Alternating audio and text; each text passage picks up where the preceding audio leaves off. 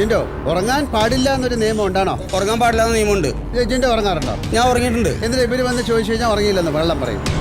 ഞാൻ ഉറങ്ങിയിട്ടുണ്ട്. ഇല്ല, പക്ഷേ ഉറങ്ങിയിട്ടുണ്ട്. ഞാനാണോ ഉറങ്ങിയെന്നുള്ള ഡൗട്ട് ഉണ്ട്, എനിക്ക് ഉണ്ടാവാറുണ്ട്.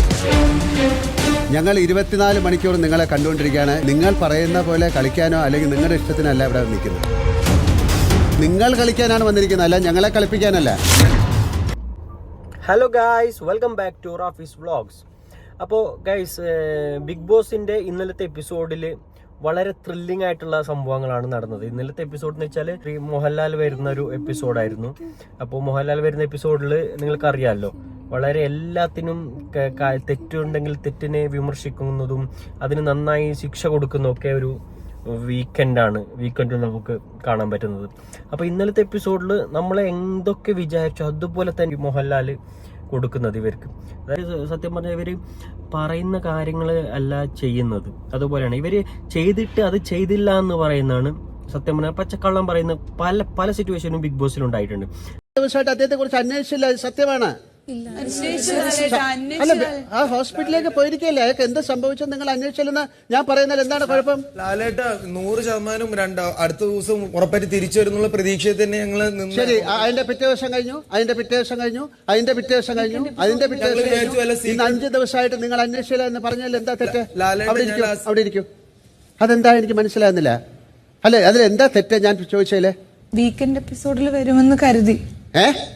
വീക്കെൻഡ് എപ്പിസോഡ് ആകുമ്പോൾ വീക്കെൻഡ് ആദ്യമേ ഓരോ ദിവസം പിറ്റേ ദിവസം വരും എന്ന് വിചാരിച്ചു. പിന്നെ നമ്മൾ തന്നെ വിചാരിച്ചു സീക്രട്ട് റൂമിലായിരിക്കും. ശരി, അപ്പൊ അങ്ങനെ ഒരു കാര്യം ചെയ്യും, അങ്ങനെ വിചാരിച്ചിരുന്നോളൂ. അയാൾ നാളെ വരും, അതിന്റെ നെക്സ്റ്റ് ഡേ വരും എന്ന് വിചാരിച്ചിരുന്നോളൂ.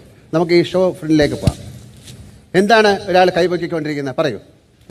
ലാലേട്ടൻ പറഞ്ഞ പോലെ ഞങ്ങൾ പറഞ്ഞപ്പോൾ 2 പേരെ അന്വേഷിച്ചു എന്ന് പറഞ്ഞുള്ളൂ. ബാക്കി ആരും അന്വേഷിച്ചിട്ടില്ല എന്ന് പറഞ്ഞത് സത്യമാണ്. ഞങ്ങൾ ആരും അന്വേഷിച്ചിട്ടില്ല. ഞങ്ങൾ എന്തെങ്കിലും കാര്യം ഉണ്ടെങ്കിൽ അവിടെ പോയിട്ട് ആ മൈക്കിന്റെ ഫ്രണ്ടിൽ ബിഗ് ബോസിനോട് പറയാറുണ്ട്. പക്ഷേ ഈ കാര്യം പറഞ്ഞിട്ടില്ല. അത് ഞങ്ങളുടെ തെറ്റാണ്. പിന്നെ അവർ ഇതും പറഞ്ഞാണ് ഒച്ചപ്പാണ്ടാക്കണത്. അത് ഞാൻ പറഞ്ഞത് അതല്ല, സത്യം പറഞ്ഞ ഇവര് പറഞ്ഞിട്ടില്ല. ഞങ്ങൾ ആരും അന്വേഷിച്ചിട്ടില്ല. മറ്റേ അടുത്ത് കഴിഞ്ഞ ആഴ്ച പുറത്തായ, അതായത് ചെറിയ പരിക്കുകൊണ്ട് പുറത്തായ സിജോനെ കുറിച്ചിട്ട് ഒരു വാക്ക് പോലും ഇവര് ഇത്ര സമയം ഒരുമിച്ചുള്ളവരാണെന്നുള്ള ഒരു ഒന്നിച്ചുള്ളവർ, അവൻ എന്ത് പറ്റി, അവൻ ഹോസ്പിറ്റൽ കേസ് എന്തായി എന്നൊക്കെ ഒന്ന് കഴിഞ്ഞ സീസണൊക്കെ അല്ലേ ഒരാൾ പുറത്തു പോയാൽ അവർ ബിഗ് ബോസ് ക്യാമറയുടെ അടുത്ത് വന്നിട്ട് പറയും അവരെന്ത് സംഭവിച്ചു, ഓക്കെ ആണോ ഇതാണോ ഒക്കെ. പക്ഷെ ഇവർ ഒരു കാര്യവും ഇവനെ കുറിച്ചിട്ട് ചോദിച്ചില്ല. ഇവന്റെ ഒരു അപ്ഡേറ്റോ കാര്യങ്ങളോ ഒന്നും ചോദിച്ചിട്ട് പോലുമില്ല ബിഗ് ബോസിന്റെ ക്യാമറയിൽ.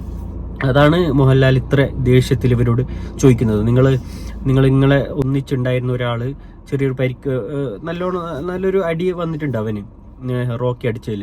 എന്ന് വെച്ചാൽ ഹോസ്പിറ്റൽ കേസായിട്ട് അവന് എന്ത് സംഭവിച്ചു, തിരിച്ചു വരുമോ ഇല്ലെന്ന് ഒരു കാര്യം പോലും ഇവർ ചോദിച്ചിട്ടില്ല. അതിനാണ് ഇത്രത്തോളം ദേഷ്യത്തിൽ മോഹൻലാൽ ഇവരോട് പറയുന്നത്. ജാസ്മിനൊക്കെ ഉണ്ടല്ലോ ഒരാവശ്യം, അതായത് അവൾക്ക് അവിടെ കാര്യം മാത്രമാണ്. കാരണം വെച്ചാൽ പോയോ, ആൾക്കാർ എന്തെങ്കിലും സംഭവിച്ചു പോയാലോ ഒന്നും ഒരു കാര്യം പോലും ഇവർ ചോദിക്കില്ല. എന്നുവെച്ചാൽ പല ബിഗ് ബോസിലുള്ള ആൾക്കാർ കണ്ടസ്റ്റന്റിന്റെ സ്വഭാവമാണ് ശരിക്കും ഇപ്പൊ മനസ്സിലാവുന്നത് ഈ ഒരു വീക്കിലൊക്കെ.